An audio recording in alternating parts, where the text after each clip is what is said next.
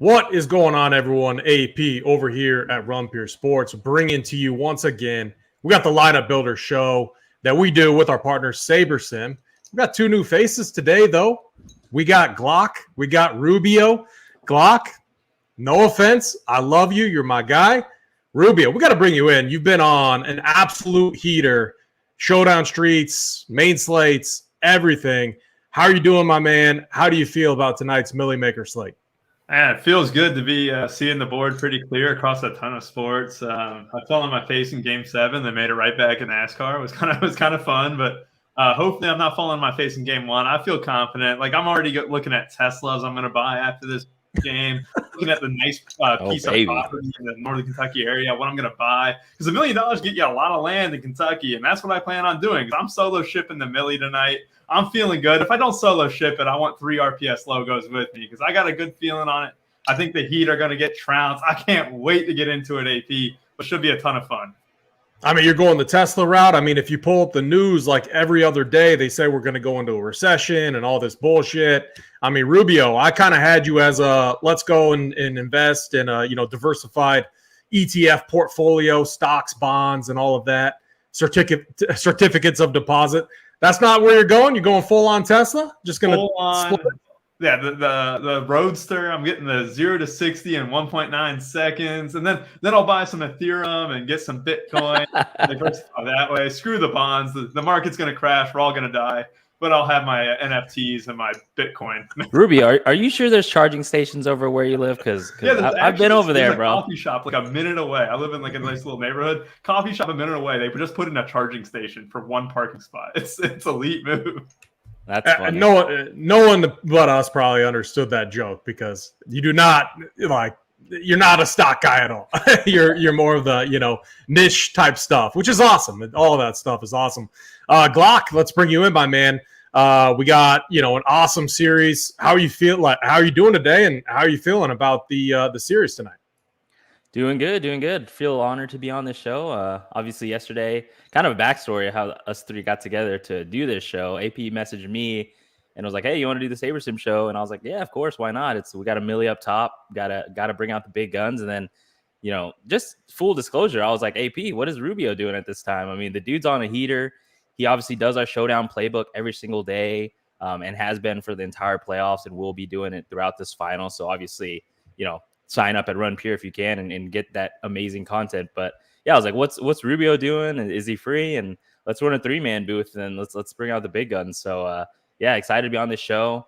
It's going to be a lot of fun for sure. Millie up top is always fun. I've had success, game ones, these Millies each year. So looking forward to breaking it down with you guys. And yeah, I mean, I think from a series perspective, I think a lot of people are sleeping on the Heat, rightfully so. I mean, round by round, it's like, okay, the Heat can't do it. And then somehow they end up doing it, right? Like Game 7, I heard Rubio say he got thrashed. I got thrashed too. I actually had the optimal, but I had the 1v1 of Jimmy versus Tatum. And so obviously I was building for a Boston win, which is why I didn't have much Jimmy. Obviously, if I bumped up my Jimmy exposure, I probably would have had that lineup. But yeah, I mean, I think the general consensus, at least maybe it's just in my head, but I think the Heat get trounced. I think they're outnumbered. I think it's Denver's series to lose. And, I just feel like they're just the better overall team. Kind of in my head when I think of elite teams that have won championships in the past, they always have like go-to plays. And, in my opinion, Miami, I guess you can run Jimmy ISOs, Jimmy band pick and rolls, but it's like not been that effective in my opinion. But on the opposite side, Denver, the Jokic-Murray 2-man game is just, they can go to it anytime and get a bucket anytime they want. They've shown it in each series. So that's their go-to move. I don't know if the Heat have one. So in that way, obviously I lean the Nuggets, but I do think that's the chalky route. And, regardless of the series results, there's a lot of game theory to be had, especially tonight with the Millie up top. We'll talk blowout, we'll talk close game, different types of scripts. But yeah, looking forward to breaking it down with you guys. Yeah, I mean, when it comes to just playing like optimal strategy in Showdown, I always think it's such an interesting discussion, and we're gonna talk about it all today. We're gonna go through our thoughts on the series. We're gonna dive into Showdown strategy. I'm gonna take all of you through Sabersim, like we do, like I typically do with Jordan on Thursdays, run through our base build. I'm going to use my projections. So if you're a Run Pure Sports member, you're going to get my biased projections is what I call them. And I'll explain what I mean by that, because it's like, I mean, if you've been following them, I've like never had Jokic under 70, and like at the start of the playoffs, it was the best because like a lot of like projection sites still had him at like 57 or something. I'm like, this is like the biggest mistake ever. And so that's where we've found an edge. And Rubio, you've done such an awesome job at that, and you've really crushed these Denver Showdown slates. So I'm glad to have you both on here to get both your perspectives on how we can get different tonight. We have an awesome promo going right now. We're going to run this all through June. Summer 33% off your first payment over here at Run Pure Sports. You know, after talking as a group, getting feedback from members. Look, the summer, you got more family time, less main sports going on. We still want this community. We want, you know, all of you in here active. We want to help you all win money. And so we're throwing out what we feel is one of the best promos out there right now. Come check us out. If you're not a member, weekly packages and monthly packages, that's summer 33. If you could also hit the like button, hit the subscribe, it'll help us out a lot over here at Run Pure Sports. Rubio, let me kick it right over to you. Before we get into Saber, and before I walk through what's a base build and everything, because I actually want your guys' thoughts on that. I use it as part of my research process too. But what's your overall thoughts on this series? And talk a little bit about how these teams match up with each other.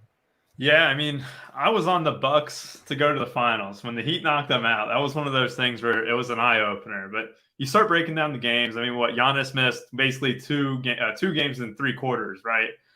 So it was one of those things where you start to break it down. When they won in Game 4, they came back from like 15 down or 17 down in the 4th quarter. Somehow pulled that game out of their ass. Then did the same thing the next game. They were down late and came back against the Bucks, and that takes skill. They win gutty games. They're a great team, and they've already proven that. I always thought the Bucks were really good defensively, and they kind of showed up. You know, Jimmy was schooling Drew Holiday. Giannis didn't really get a chance to guard Jimmy Butler either. There was that whole thing, but then I thought the Celtics were completely broken all playoffs. I thought they've had a mess of a second half of a season, and I think that was one of those things where I almost wasn't shocked by the Heat winning that series. And I think the Knicks you can throw away. That's a mediocre team. The Heat had better playoff experience, better coaching, better everything almost. Like, you know, they had the star player, and Julius Randle being gimpy and stuff like that didn't help. Jalen Brunson showing up. But I don't want to call it a fluke, right? This Heat team has been really good, and especially in the playoffs when it matters. Spoelstra is absolutely amazing. But you look at all these advanced stats,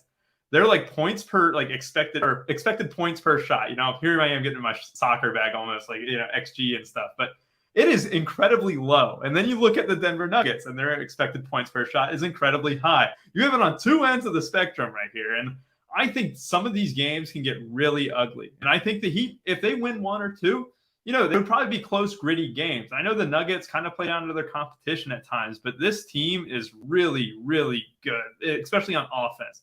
And I'll be honest, you look at it when Giannis was kind of missing free throws in that first series and stuff, the Celtics had a terrible offensive game plan against the Heat. The Heat haven't faced an elite offense yet.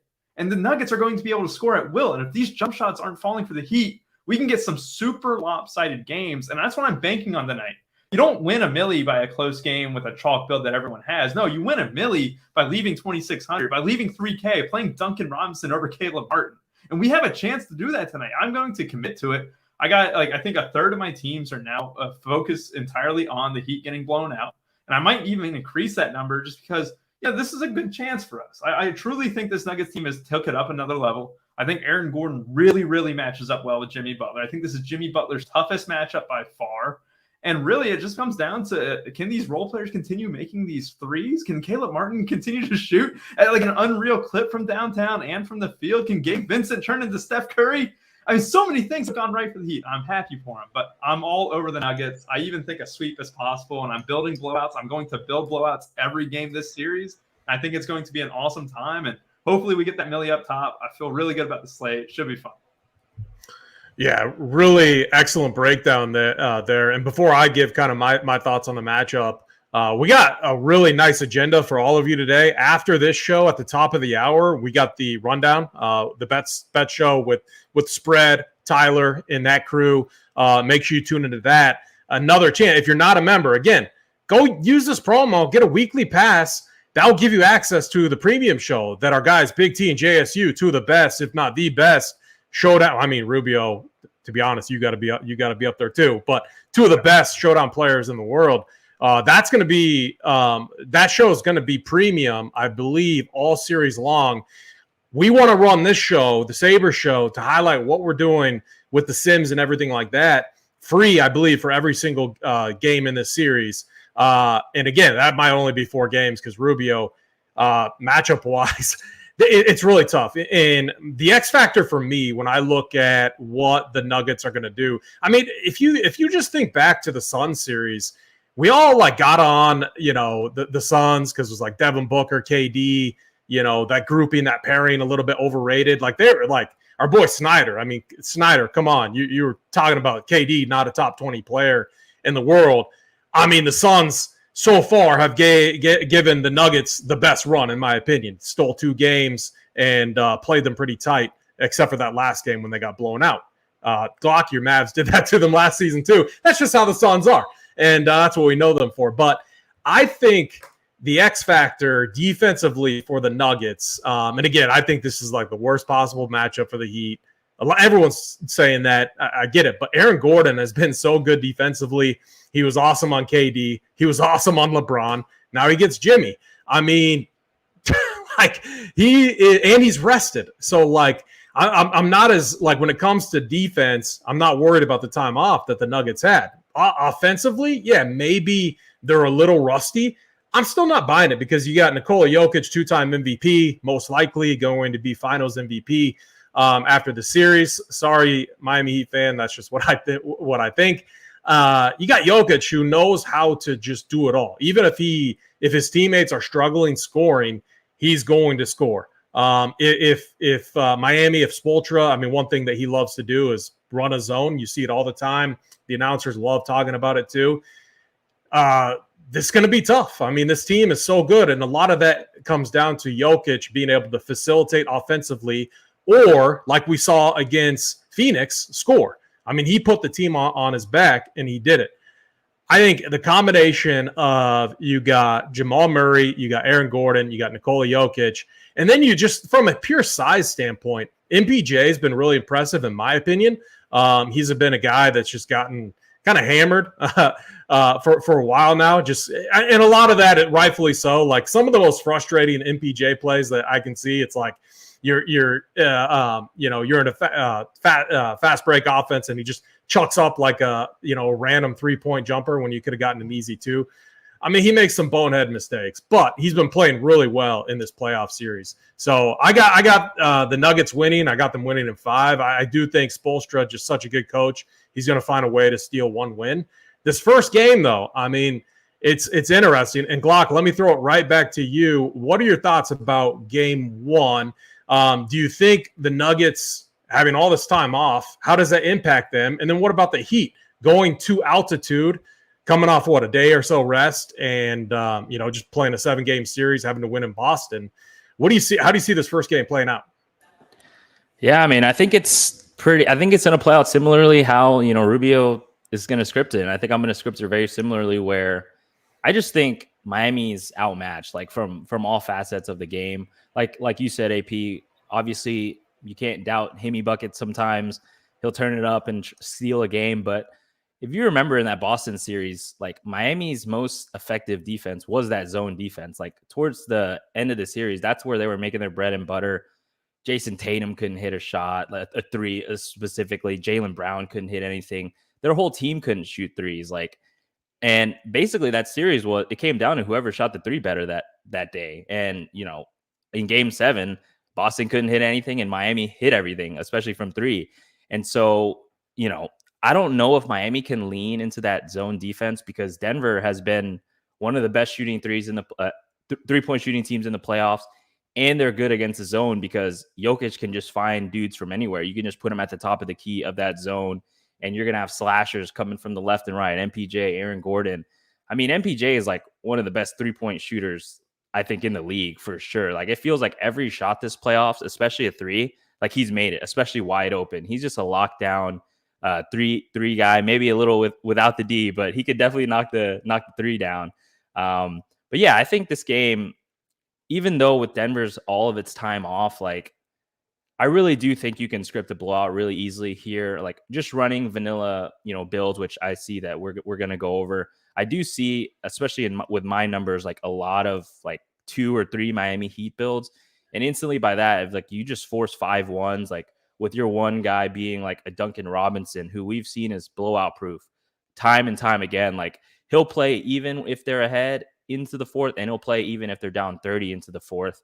Like just having one guy like that to top out your build on the Miami side and just load it up with a Denver smash on the other side is definitely what I'm going to be focused on tonight. So I think majority of my lineups will be blowout based, like Rubio said, but I'm obviously 115 tonight. I'll have some dedicated to the close game script as well, where, I just build out like, okay, Jimmy does his thing, Bam does his thing, Caleb Martin does his thing. But another thing I think we really need to keep an eye out is that starting lineup. People in our Discord posted, some practice pictures of the Miami Heat. Caleb Martin is not in a starter's jersey. He's in the white jerseys with Duncan Robinson. And so that could mean a starting lineup change. Obviously, it's pure speculation. Kevin Love might enter the starting lineup, which we could talk about more. But that's definitely something that we need to keep an eye on, because a 7.4K Caleb Martin, man, if he's not starting, obviously he's been smashing, even if he's starting or off the bench. It's a lot harder to commit to for sure if he's coming off the bench, even though his 30 minutes are secured in a way. That's going to be really interesting. If you go back and look at the regular season, I think Hayward Highsmith played 28 plus minutes in both games. That was before Kevin Love, I believe, was on this team for sure in December. When did Kevin Love join them? They played in February, and then I think December, if my memory serves me right, something like that. I don't think Kevin Love was on the team, but it's just a size problem. Like that's going to be a huge issue. And I'm really interested to see what Spoelstra does, and this is where we can get really creative in Showdown. Let me dive through it. Let's walk through what I call my base build. If you're not new to the show, you know what I'm talking about, that Jordan and I do each and every build. So when we think about optimizers, I think an underused thing about them is just using them for research, especially Sabersim with their simulations that they have built in. So I'm loading my projections, my biased projections. Now these aren't I don't just run these and sort by highest projected and run it. I actually take these a step further. I add rules to them. They're kind of like what I feel is a baseline of what is likely to pan out as far as how I feel the game scripting out, and that's why I call them my biased projections. And Rubio, you're going to see I have kind of naturally a semi-blowout script kind of built in there. You're going to see Hayward Highsmith, I have a pretty high projection on. Kevin Love, I was kind of torn on. Duncan Robinson too. But I think from the show, I'll be able to really narrow that down. Let me show you guys. I already ran this build this morning at 10 a.m. I'll show you my settings. So I always bring correlation down to 0. I put sim diversity at 1. I ran 1,500 builds total in the pool. And the reason I did this is I wanted to see, because I'm so high on Jokic, and there's so many different combinations out there. We have a Millie Maker up top. One thing that we're going to want to do is find ways to get uniques while still having an optimal type of build. And I think that's the most difficult thing to do tonight. So I wanted to see in 1,500 builds, my pool size, how much Jokic was I getting in them, and where was I getting him at, versus captain, utility. The other most interesting thing, and I don't want to give everything away, but the best player on the Heat side, Himmy is what a lot of us call him. The price is really interesting on him. I wanted to see how much of him we were getting, because Rubio, I really like your take, and I'll explain why I like that take. I'm not going to give it all out. with what we're doing on him. But it's a price thing that makes it really tough. So those were my settings. I ran this earlier. Let me just bring it up. And Ruby, I'm going to go over to you first. So let me highlight a few things here. So this is step 3 that we're in.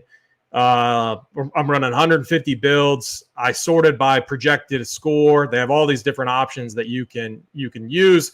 I just wanted my highest optimal, my highest projected. And what I'm doing from a research standpoint, I wanted to see how much Jokic was I getting, not only in my 150, but also in the entire pool. So like I'm getting Jokic at a 1,500 builds almost 50% of the time, which I think is nice. And then who are my other captains here? And so you can see those here. And then util, I'm doing the same thing. How much MPJ am I getting? How much Aaron Gordon, etc. And then over here, you can see what the builds look like. Another nice feature too is I can see my team stacks. So I don't run a lot of 5-1s, but just looking at this, you can see, all right, I'm getting almost no Miami 5-1s. That makes sense. I would assume that a lot of these have to be like Jokic captain. Or yeah, it's only one that's in there. And then I'm getting a few Nuggets 5-1s, which I think is the more interesting route if you're playing that blowout script. But I don't generally run a lot of 5-1s. I'm usually 4-2 or 3-3. And I would be pro the Nuggets side. But Rubio, let me kick it over to you. What's your thoughts on this? And what are you seeing here as far as like Jokic at captain? In a Millie Maker type of format, if you're maxing it out tonight, how many captains are you going to have? Is there any world where you just lock Jokic in? Like, what are you doing at this position? Oof. I'll tell you, like in my projections, I got him 20 points higher than the next player.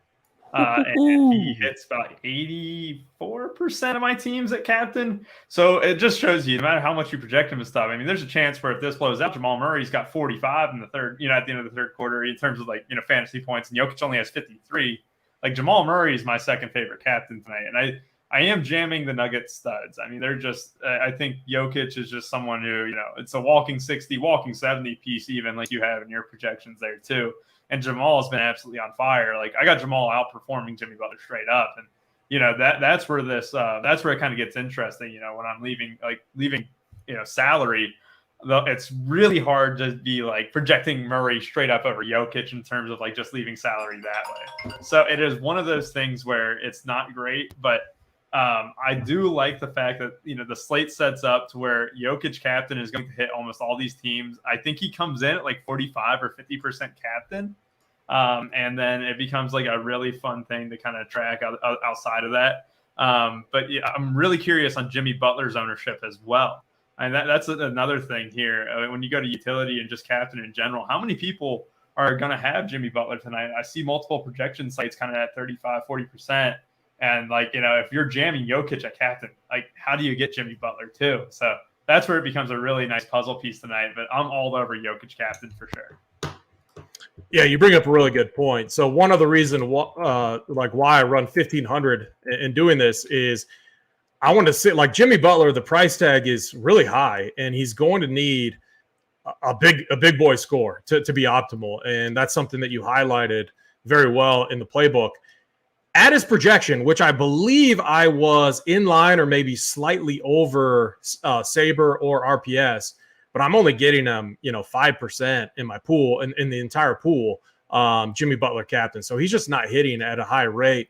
And I, even at the utility spot, if I look it up, I'm 35% of my pool and 27% of, exposure. And so like for me personally, I'm still not torn if I want to max the Millie. I'm leaning more towards like 50 builds. I'm not a goat like you guys. I forgot to like try to get tickets and stuff to it. So like I have one ticket. And again, I still work. If I run 50 in it, I still work under the mindset that I'm running 150. So what does that mean for me?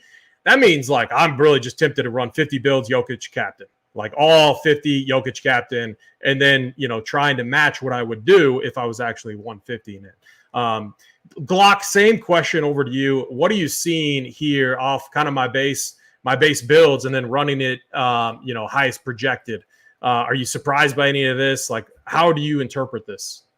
No, yeah. I mean, you compare your, quote unquote AP bias projections versus like what the industry, if you just run vanilla industry lineups, obviously we definitely do not recommend that tonight. You're going to be mega chopping with everyone else. But in those, industry wide optimals, I guess, you're getting a lot more Jeff Green. You're getting a lot more Christian Braun. As you see here, if AP is scripting for a blowout script, he did bump up Haywood Highsmith, it looks like, to 10.46. And you have projections around the industry, like Jeff Green is around 9. Christian Braun, he's 1K obviously, but they have him projected for 2 or 3 points. And those are hitting optimals. So I think like these lower tier cheap guys is where the hay is going to be made. This is where you're going to make your bread and butter because, like Rubio said, Nikola Jokic, highest owned captain, 100% by far. But there's easy ways to get different. Like look, Haywood Highsmith projected, 0.1%. I doubt he's that, but he could be 1%, 2% owned. Like if you play Nikola Jokic captain, there's easy ways to get different. And I think like simply just looking at your projections here, like I like him a lot. Obviously, you're just look at that top build right there. Nikola Jokic captain. You get Haywood Highsmith in the blowout script. Obviously, we talked about the starting lineup change. If Kevin Love comes in, he's not going to play much anyways, but can he be productive in that time that he's in there? 13 fantasy points for Kevin Love. Like that's not unreasonable, right? To get in his short stint. And then you have the other three best, the 3 best Denver players right there. So it leaves 0, but I can guarantee you that lineup will not be chopped that many times just because of Haywood Highsmith and Kevin Love being the only heat that you have. And like you can do like weird things with that build by itself. Like instead of playing Aaron Gordon, you drop down to KCP. You 1v1 that with Bruce Brown. I love this route for sure. And, just seeing that as your first lineup gets me pretty excited for sure. Yeah, I love that. A couple notes from me, just real quick. Like, just naturally, like I hate this spot for Bam. Like, I don't think it's a good matchup, and I think Aaron Gordon's going to be out there primarily for defensive purposes on Jimmy Butler. So I don't like him. So just like naturally, I'm unchecking those guys. I'm taking them out. Haywood Highsmith. What would it take for him to be optimal? You almost need, like, going back to like the Phoenix, the Phoenix series. Rubio, I believe that was a series that you and our boy K Fallick shipped with a 0, and it was like 2 slates before that. Me, I got to throw myself in there. I think Big T. We were all making fun of you guys because you had these builds out there where you're going to take a 0. You're playing these guys that may never see the court. Talk to us a little bit about that. Do you see some similarities there? Because I guess my take is I'm not like the thing that we had with the Phoenix is we knew where the production was going to come from. We knew it was going to be KD. We knew it was going to be Devin Booker. Do we really get that? We've seen Jimmy Butler have these insane games, but honestly, it's been like more of the Caleb Martin show lately. And so I think there's a lot more variance in this Heat team. So like, I like the blowout script, but talk to us a little about your mindset back in that series. And then do you see any similarities with this series? Yeah, I mean, the biggest thing, especially with like the Nuggets have been a team that I've been tracking since the beginning of the season. It was one of those things where obviously we have the Denver connections, within our community and stuff, but it's a lot of fun knowing this team entirely through and through and knowing that it's an 8-man rotation and stuff. But when the Suns played, I mean, a big thing for me is like when I'm like searching anything for a slate is coach speak. And we had coach speak from Monty Williams at the time. And it wasn't a slate where I took a 0. It wasn't that series exactly. It was the Lakers series, the next one. But the coach speak is a huge deal. And we have coach speak from Spoelstra tonight. And I don't want to give it all away. If you want to sub, Summer 33. But I will say this. Like, we have coach speak tonight. We had coach speak in the previous series. People do not react to coach speak, right? I know, what is coach speak? Well, coach speak is when a coach talks to the media and tells you what he's doing.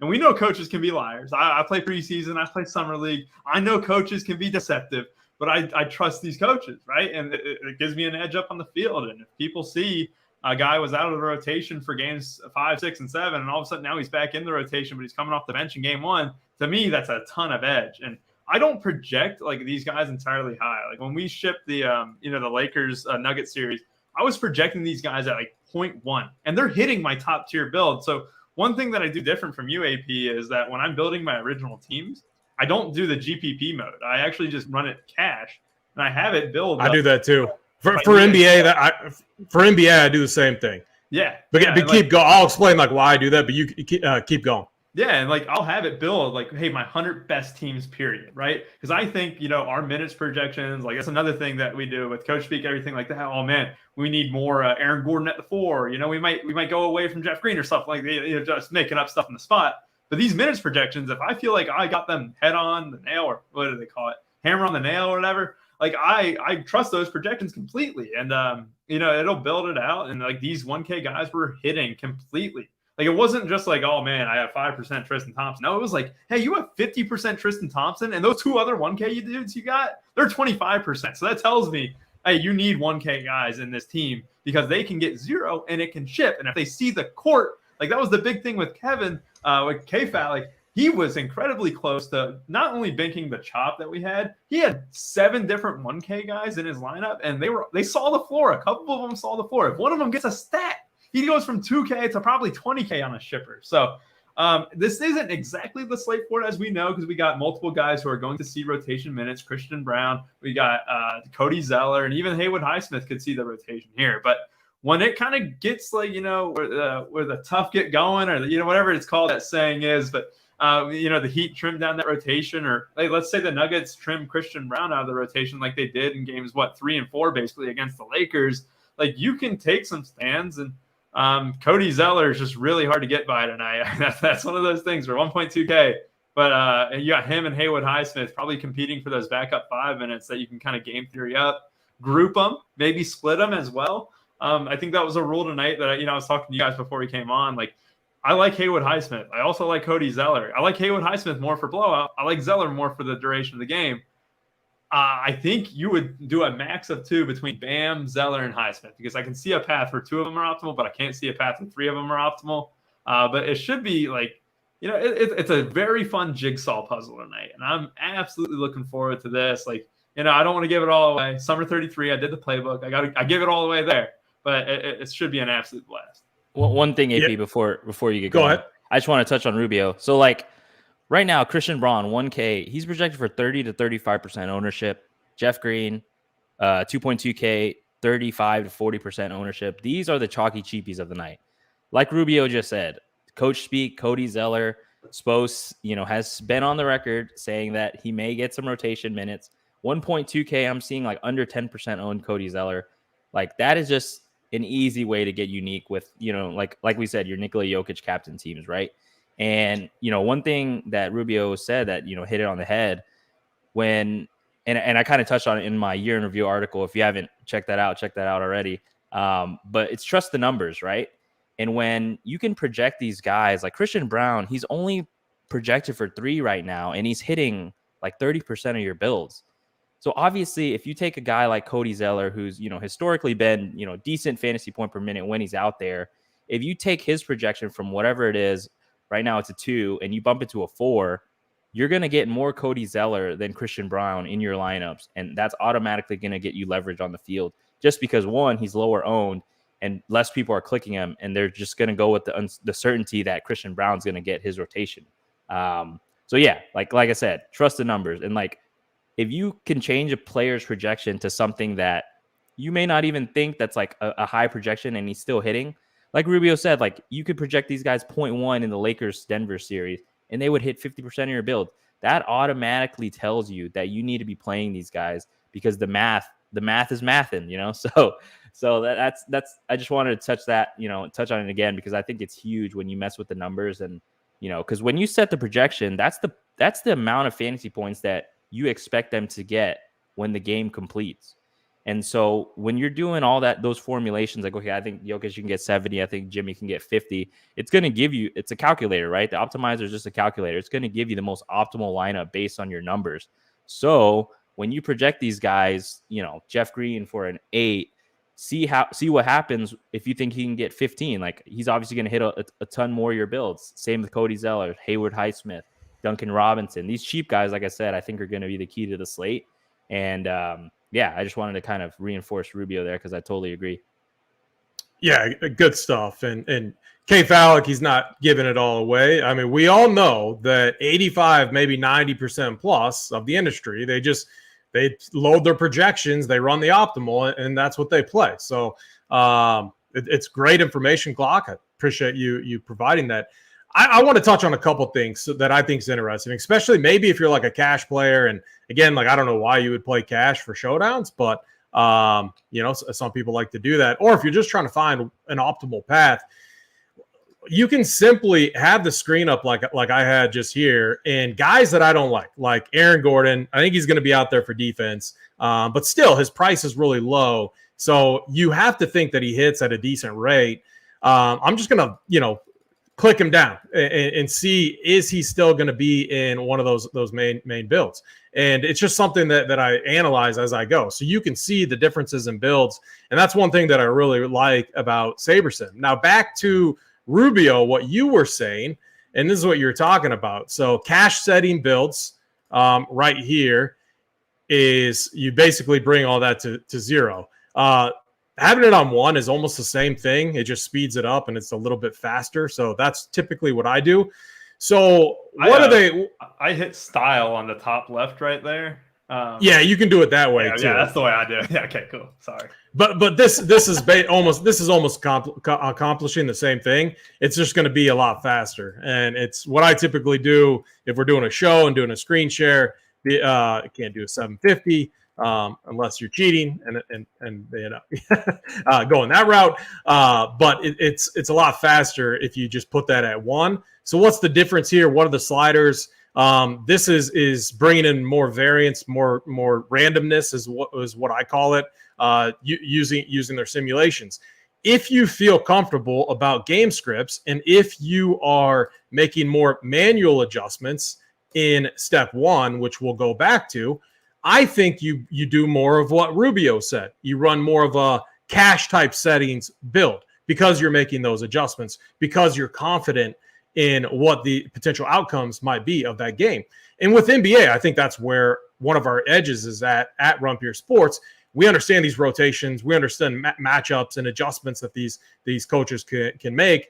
And you have 5 guys on the court from each side at all times. So it becomes a math problem, like you guys said. So that's where I'm almost always, I'll give one of my secrets away, because we talk about this a lot on these shows, on the Thursday Sabersim show, running at 10 versus 1. Like, yeah, in NFL Showdown, I am running it more at 10. When it comes to NBA, though, because for me, I feel there's less variance. I want full control over the outcomes, and I want to portray my highest projected. And so that's just how I do it. If I want to get different and if I want to build in different scripts, I actually manually do it. So just like talking through this with you guys right now, I will literally go in here and I'll be like, okay, now I want to adjust these projections off of my base projections. And maybe I want to incorporate more of a blowout script. So Rubio, you were talking about, or it was Glock, you were talking more about Cody Zeller. So, I would look at, okay, I would bump up Cody Zeller. What does that look like? Maybe it's did you have any one of you mentioned rules that you would put in here too? Like you don't want, maybe it was a Bam and Cody Zeller and Yurt7 or Kevin Love together. Rubio, was that you that was talking about the rules? Yeah. I think I'm cool with Bam and Zeller, but like when I'm grouping all 3, because I do like Highsmith tonight, especially in those blowout teams, I'm capping it at 2 between Bam, Highsmith, and Zeller. That's where I don't think all 3 could get there, but definitely 2 of them, because those are 2 guys who are popping for me. I mean, all 3 are kind of, because we saw previous success for centers against the Denver Nuggets, and Bam is able to kind of just have any of that tenacity that I had in Game 2 in Boston of last series. And Bam can put up a decent score. And I'm also under projecting these Miami Heat studs. 35 could be enough, to be optimal. So talk to me a little bit more, Glock. Let me go back to you. When you're preparing for the Millie Maker that we have tonight and you're wanting to get different, off of these base projections, what are you doing? How are you using Sabersim to get different? Yeah, first I run, I'll take the Sabersim projections. I'll run a cash 150. I'll see how those exposures look. I'll take RPS's projections, not change anything, run 150 cash settings. That way, it's not messing with ownership, the ownership toggle and sim diversity and stuff like that. I just want it vanilla, like just with the numbers that are present. I want to see what exposures it's giving me, what captains, what utility. And then, obviously after I get that baseline, then I want to start messing with, the numbers myself. I want to up Nikola Jokic's projection. I know the industry has been generally scared to project him over 70, but it's totally in the realm of possibilities that he can get you 75, 80 on any given night, any series. And then the same, one same example is like Aaron Gordon. I feel like he's been over projected a lot, in every game of every series, it feels like, for the most part, because like you guys said, he's like a 3-and-D guy without the 3, I guess. I mean, he could shoot the 3 somewhat, but he's basically out there for defensive purposes. And it feels like when he gets the ball, he's in the corner shooting threes or out there on the perimeter wide open. So obviously bumping a guy like Jokic up, bumping a guy like Aaron Gordon down is kind of, if I'm seeing it in the base projections that he's being over projected, Aaron Gordon specifically, and then Jokic is being under projected, then I'm going to bump up those guys. And then I'm also going to change it based on scripts, right? I see you doing it right now, AP. Jimmy Butler's price tag he's only $600 cheaper than Jokic. And to say that Jimmy Butler is even close to triple-double upside as Nikola Jokic is, fantasy production, I wouldn't say it's even close. And then you talk about Bam, how much is he? I feel like he's pretty expensive too. 9.2K in the util, even that's a hefty price tag for Bam. I think one really underrated aspect of Jokic that didn't really get talked about enough last year is how he really did work against AD towards the end of the series. I know at the beginning AD looked really good, but towards the end of the series, AD looked like he was no one was really even talking about him. It was basically LeBron attacking Jamal Murray every chance he could. And so, yeah, I think taking underweight positions on Jimmy, Bam, the two Miami studs, and then getting overweight on those mid-range guys who could play in blowout, Gabe Vincent, Duncan Robinson, Max Strus could maybe even play. I doubt it, but just getting overweight on those mid-tier guys and then being underweight on the studs, I think is going to be my approach for this slate, basically. Yeah, one thing too I want to highlight, just talking about that playing the bench guys or scrub type build. I don't mind. I don't make a lot of rules with NBA Showdown. One you could do is just limiting 2 positional players, Yurtseven and Jovic. Who knows if both guys probably won't see the court. I don't want to take it much further than that, but just very high level. Then what you can do, because if you're uncertain who's going to get that run, you can have an even, a very similar projection on each. And the theory and thought behind that is you'll get both in there. And you can even put an ownership cap on it. But I'm just showing the people out there, I will do this and I'll just create a group. It'll be a manual group. And then I'll just say no more than 1. And I do it captain and util. You just save this rule, very high level rule. It may not even come into play. But what I wanted to do here was just build out how could a blowout script look. And I guess my thought would be with this Miami team, you see these random players step up all the time.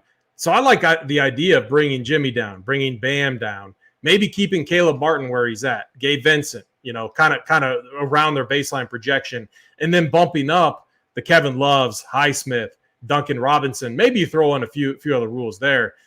Rubio, let me kick it back to you.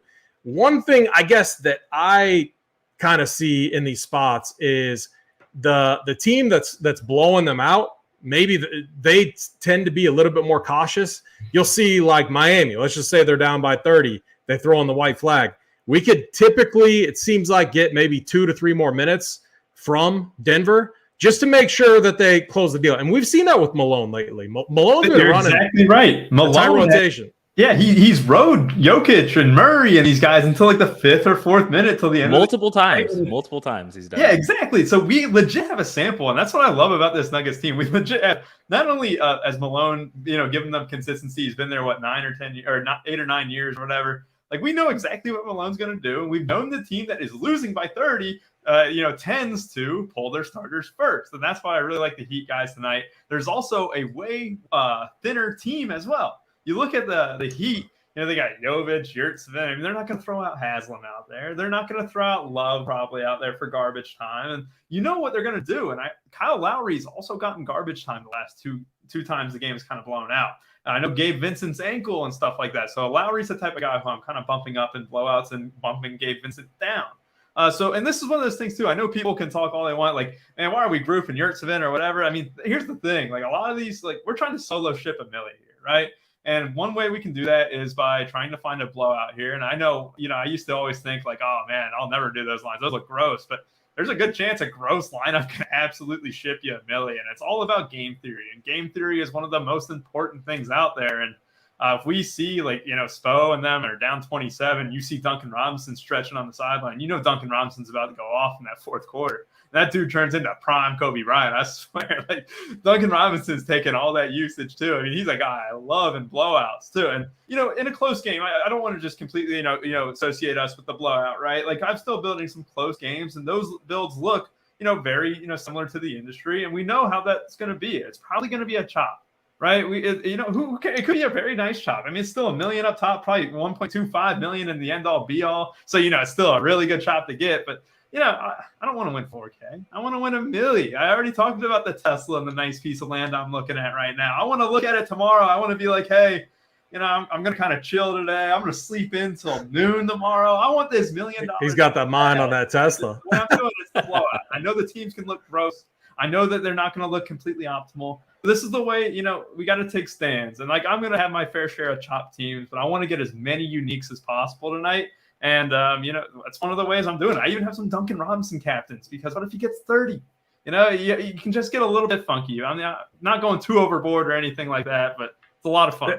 This is so many good points here. And this is one of the things that I love about Saber. Like if I was a member and listening to everyone give their advice on stuff, I would literally have Saber up. And when it comes to NBA specifically, I love building out game scripts. That's exactly what we're doing right here. You don't have to be in love with this like Nuggets blowout script that we're running. I'm using it as an example because we've all seen a box score that kind of looks like this, where it's like they're down by 25, 30. They, Spoelstra throws in the towel early because think about it. And it would make sense to throw in the towel early because of the 7-game series that they had against Boston. What does that mean? Maybe Jimmy doesn't leave, maybe it's he leaves late in the third quarter because it's just so bad. And maybe it's just a bad game. Maybe Aaron Gordon's all over him. And maybe it's 39 that he has. Bam, we talked about that. Maybe it's just these random guys. We've all seen a box score that looks like this. That's what I'm trying to do when I build this out, especially like in a Millie Maker type of format. You could also build out, go the other way, go against us and say, what does it look like if Miami keeps this game close? What will that look like? And for me, it's like how would they keep it close? I think offensively, the Nuggets have to just come in a little rusty. I think they're going to be they're going to force threes or you get that MPJ just coming down the court, chucking up random shots. I still think even in that script, I don't see a scenario where Jokic doesn't have a good game. Because even if they're struggling offensively, Jokic is going to step up and do his thing. So if I was building out that script, I would still keep Jokic where he's at, very high. And I feel good about that. But is there anything you guys would add here, or should we run this build? We got about 10 minutes left before we got to get out of here. But Glock, is there anything that you want to add? I built a random obviously this is manual, but we're trying to build in kind of a Nuggets blowout script just to see what the builds look like. Yeah, conceptually that looks good, right? You're lower on the main, rotation pieces. I would probably bump up Duncan Robinson's projection higher. Yeah, that's all I was going to get Duncan Robinson up. Yeah, come on. And we have a question in the chat. Duncan Robinson's upside by GoFuse. I mean, it's typical Duncan Robinson, right? When he was a starter, you would know right off the jump. If he makes his first 2 or 3 threes, it's a Duncan Robinson night. But if he misses those threes, you might be in for a long night, a lot of bricking. I think his upside is massive. I mean, he's shown it. Like, he can come in and be that flamethrower that they need. If you can see this game, if the starters come out slow and Denver kind of takes like a 10, 15-point lead, you can easily see, Kyle Lowry checking in, Duncan Robinson checking in, being those spark plugs. And then, Spo, he's going to ride them. Like he's already shown in the series previous that he's going to ride the hot hand. Like Gabe Vincent could have the best game 6, right? And then game 7, you saw him sit the entire fourth quarter against Boston where Kyle Lowry was playing the entire time. Duncan Robinson was playing the entire time, giving them the little Hulk Hogan celebration, after he hit the dagger layup, which was pretty funny. But yeah, I think those projections look good conceptually for me. I think I'm going to be higher on Duncan Robinson because I think he's shown last 3 games, 37, 37 fantasy points, and then in the next two games, 18.75 and 18.25. I really think this is a series where they're going to need him. They're going to need offense in this series. I don't think they can hunker down and defend Denver. So at least, at some point, I think Spo's just going to full punt and go full offense, like to the best of his ability. And so that's what I'm going to be planning for. More so playing on the script too, on the Nuggets side. So here's kind of how I like to run this. If we're playing a blowout script like this, we have more, and I'm not going to say confidence, but semi-confidence in the value pieces from the Miami side over, say the Nuggets side. So I don't even really want to touch, if anything, I'm going to bump Jeff Green down, even Braun, because I want those value pieces to come from the Miami side. My adjustment here is maybe it's Bruce Brown that comes off the bench and has a bigger role here. You think of what's Bruce Brown's role? Come in, support the second unit. And what typically leads to a blowout, it's when you get that support from the second unit. And Bruce Brown's been awesome in that role this year. So we can bump him down, bump him up. Aaron Gordon out there for defense. Maybe he just never gets going. And then we get that Jamal Murray and Jokic two-man game. And they do their thing. And then MPJ, like this could be a standard build that I would look at. And then we run it. I'm just going to use those same settings. I'm not going to go 1,500 since we, don't want this to take too much time. But I could see, what we're trying to do is create something that we could see happening in a milli maker, and we want to embrace the milli maker side of it, where hopefully we get some uniques. What do you guys what do you think the odds are that someone has a solo ship tonight, a solo unique ship? It does seem kind of unlikely unless you go all in on a script that you feel confident in and you absolutely nail it, right? 1,000%. I mean, I think it has to be a blowout. It has to be. It has to be. And I really do think that, and that's where it's so tough in NBA Showdown to run these tournament settings, right? Because at the end of the day, there's likely an optimal team, and we're trying to find the optimal team, right? This build right here, and there's 6 spots. It kind of fits what we've been talking about. if you get the interesting thing about this build here is you get the Kyle Lowry in the blowout. I wouldn't ever see Kyle Lowry, getting the blowout run there. But if for some reason he got extended run, in a blowout type of scenario, maybe you see that. Glock, do you have any thoughts on kind of our exposures here? We're still getting even more Jokic now, MPJ. Oh, yeah. I mean, I don't know. The more I talk this through, you guys, I think in my 50 builds, I'm just going all in on Yoke at captain. I love that. I love what we're seeing for sure. It's a lot of Highsmith for sure, but I think obviously in a blowout script, he's there. I mean, he's even been and shown that he's the spark plug guy. Anytime he's been productive in limited minutes. And he's good at defense. I think one thing, we have another question in the chat, who guards Murray? I think it's going to be Gabe Vincent to start. But then I think you're going to see Caleb Martin get his shot, whether he starts or not. You're going to see Haywood Highsmith get a shot. If Gabe Vincent and Caleb Martin are struggling guarding Jamal Murray, you can almost guarantee Haywood Highsmith is going to get in there. I mean, he locked down Jason Tatum in Game 7. Everyone remembers the little, the steal and then the layup. And then that was kind of a huge momentum shift, when he checked in the game. And, that's kind of where Miami took control. So those 5-1 Jamal Haywood Highsmith builds. I was going to touch on this real quick. My problem with this build is really it's Christian Braun, because if we're playing a blowout script, you need something really special to happen, because and I love doing this with Sabersim too, bringing the build up. We can see we got 3,000 of salary remaining, and we can sort this by salary, and we can see our options down here. And it's actually I wanted to ask Rubio all of the options. Yeah, Go ahead. This build where it's 2 cheap guys like that, Haywood, Highsmith, and Brown. There's a lot. If you don't change any projections of vanilla opto, you're gonna get I'm just looking at it right here, a lot of Jeff Green with Christian Braun. You're gonna get Cody Zeller with Christian Braun. Haywood Highsmith with Christian Braun. So I just wanted to ask Rubio, because I'm sure we'll get it, in the Discord as well later, or for anyone. How do you feel about these two the builds where there's 2 cheapies, 2K and below guys? That's the thing. You ask me who sub 5K can really just thrive in a blowout, and the answer is only one guy to me. It's Duncan Robinson. I'm not including Kyle Lowry because he's about 5K. But then it kind of gets a little bit murky down there. And this is where I had trouble running 5-1 Nuggets builds because these Heat guys in a blowout, I think, are going to do really well, these cheap guys. And I maxed it at a 3 of Heat, but there was even sometimes where I'm looking, I'm like, man, a 4-2 Heat, even with a Nuggets blowout, I just go Jokic at captain, Jamal Murray, right there too. I already have, what is that, like 32K of my 50K salary committed to the Denver Nuggets offensive production. I mean, it's not out of this world. I always consider my teams like, oh man, I got 60% of my salary toward the Nuggets, rather than a 4-2. And that's what you can do with some of these. Like, there's a decent chance Jokic and Murray just absolutely take over, right? And then none of the other Nuggets are optimal. And then all of a sudden, you really have a unique. You not only played the Nuggets blowout, but you went 4-2 Heat with that. And that's where I'm kind of fiddling with it. I haven't trusted it yet, but I'm going to be updating my teams here after I made them last night. But I do like those dual punts because you just saw Jeff Green. He won't get blowout minutes. It'll be Peyton Watson for those last 4 minutes.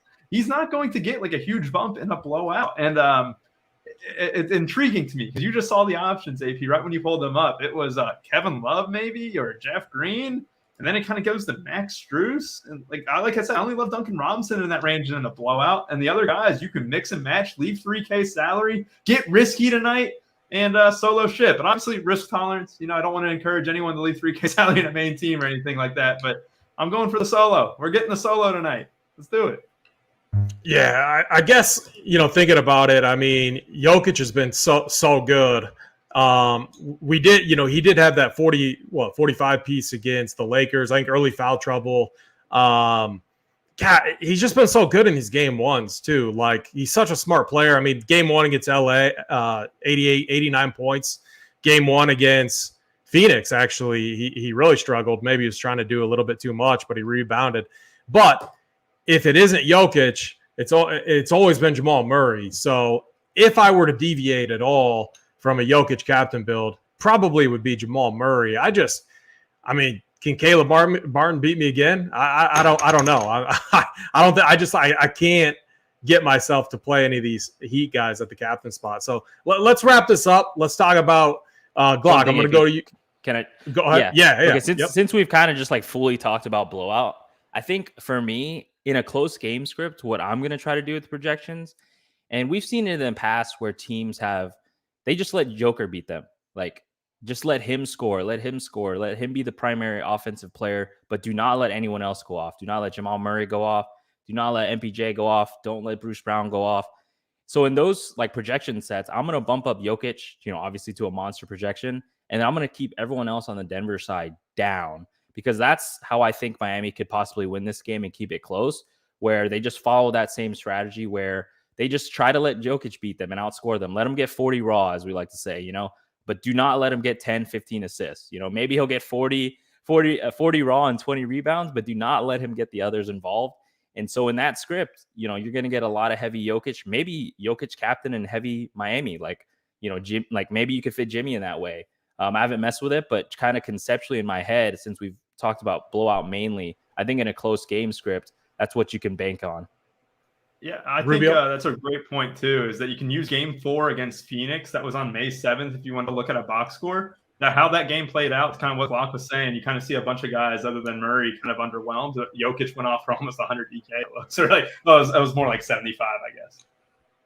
Yeah, good points all around. I guess like on that note, it's just if DraftKings wanted to be kind of sneaky, I think they would have been a little less aggressive with Jimmy Butler's price. It just meant like you need. I mean, we get like my projection is, and so these are my biased projections. I'm over Sabersim. I am just over RPS too. So it's not like I'm like under projecting Jimmy Butler. And what happened? He landed in, captain wise, 5% of my 1,500 build pool. So like, what does that tell me? It tells me it's a tough play. You need the perfect game from Jimmy Butler. It also tells me he's going to be probably pretty low owned because you have to manually make that adjustment to get him in there. So you can use it as a guide to see what ownership is going to be like as well. But I do think a lot of the public, they see Jimmy Butler and they just want to push the button and get him in there. So you'll naturally get that ownership bumped up a little bit. This may be a more casual field. I know we like to think about NFL millies and be like, but this is an NBA millie. And, anytime someone sees a millie up top, this could mean a more soft field. And, would you be surprised if you quiz the general U.S. or world population and more people know who Jimmy Butler was than Nikola Jokic? Oh, you definitely. Like I would think it's so. sad, I mean, but I think it's wild. But yeah, it's sad, but I think like more people know Jimmy Butler than they do, Nikola Jokic, and especially with that freaking Shakira and Jimmy Butler stuff going around. I think that hit pop culture. So Really? I'm sure a bunch of random people know him. I'm jealous. Man. Apparently, yeah, he's a dog for sure. But yeah, I just wanted to throw that in there. All right, let's get this wrapped up. Rubio, give me your final thoughts on tonight's slate. Yeah, I lean for 50 blowout Bills, but in my 150, I'm probably going to up that. The more I look at this slate, the more I look up at the matchup. This Nuggets team is a perfect fit all around against this Heat side. I think a blowout is very likely to happen. There's a reason that Denver's project to score 9 more points than Miami and all the spread stuff. I think this could be a game where Spo pulls the plug early into the third quarter, early fourth quarter. Should be fun. Yeah, very good. Glock, final thoughts on tonight's slate. Yeah, I think we're pretty hand in hand. Obviously, if Jimmy Butler proves us wrong, he proves us wrong. But just gonna keep doubting him, I guess. I think Richard Jefferson said on ESPN that I've doubted Jimmy Butler every single round, and I'm gonna do it again. So I'm gonna do it again, and if it kills me, it kills me. But I think the Nuggets handle this pretty easily, and I think we covered a lot of ways to get different just from yeah. Go ahead. Oh no, finish your comment. No, yeah, I think like we've discussed a lot of ways to get different because I do think general consensus, other than Miami Heat fans themselves, that the Nuggets should handle this. But we discussed a lot of ways to get different from the median projection. So I feel pretty good. So game 2 is what, Saturday? Should be, yeah. Should be Saturday. If you guys are good with it, let's do this. Sunday. Okay, perfect. Sunday's fine too. Let's do the show again. We'll do it free. Let's review what the game. So, like the one thing I love about Sabres, we can actually go back and we can look and we can run an optimal type scenario, and we can kind of revisit some of these things that we talked about, and then we can go through and we talk about, okay, what do we learn from game 1, and then start to apply it, and to give everyone that, because I love doing that, and that's what I've been doing through the playoffs. And I think Rubio, you've done an awesome job with that. Glock, you have too. And that's why we're seeing a lot of screenshots up top, and you absolutely love to see it. So, again, hit the like button, hit the subscribe, helps us out a lot. We got 2 shows coming up. The rundown starting right now with Spread, Tyler, and the crew. Summer 33. It's good for weekly and monthly codes. Use it right now if you're not a member. You're going to want to watch the premium show with JSU and Big T that is after the rundown. So we got another hour, then those 2 are going to be on, breaking down this slate. They are the best at finding all of those hidden nuggets. That's a premium-only show. Again, Summer 33 for 33% off. And, limited time, too. So make sure you get in on that right now. Fellas, I appreciate you both hopping on. I guess we'll see you Sunday, and we'll be doing the same thing. Make sure all of you come back Sunday, watch this show. Let's print tonight. If you solo ship the Millie, I don't know. If you solo ship the Millie, I won't be on the show if I solo ship the Millie. Yeah. No, I'm bringing your ass back on if you solo ship it. What I was gonna say, if you solo ship it, and if this helped you, we got to get you on the show too. So make sure to hit me up. But for me, AP, Rubio, Glock, run Pier.